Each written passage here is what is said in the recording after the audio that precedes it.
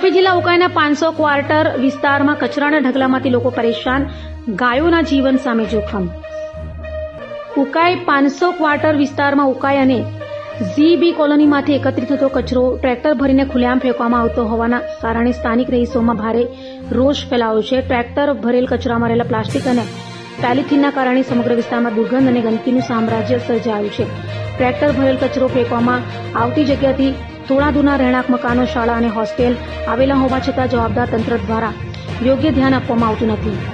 Ukai PWD ઓફિસના સાહેબ પોતે આવીને કચરો કઈ જગ્યાએ ફેંકવામાં આવે છે તેવું જોવું જરૂરી છે. ગંદકી અને દુર્ગંધના કારણે 500 ક્વાર્ટરથી વર્કશોપ તરફ જતા લોકોને ફરીને પાથરડા કોલોની થઈને લાંબો ફેરો મારીને જવું પડે છે. ટ્રેક્ટર ભરેલ કચરાના ઢગલાઓ પાસે મોટી સંખ્યામાં ગાયો ભેગી થાય છે અને ખોરાકની શોધમાં પ્લાસ્ટિક સહિતનો કચરો ગળી જાય છે, જે તેમના સ્વાસ્થ્ય માટે ગંભીર જોખમ ઊભું કરે છે.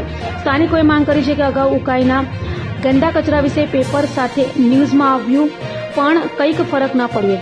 તો હવે કોન્ટ્રાક્ટર બદલો કેમ કે વધારે ગંદકી રાખનાર કોન્ટ્રાક્ટરને ઉપર એવો કોનો હાથ? આ કોન્ટ્રાક્ટરને ખુલ્લેઆમ કચરો ફેંકવાની પ્રથા તાત્કાલિક બંધ કરી કચરાના યોગ્ય નિકાલની વ્યવસ્થા કરવામાં આવે તેમજ જવાબદાર કોન્ટ્રાક્ટરને સંબંધિત તંત્ર સામે કાર્યવાહી કરવામાં આવે.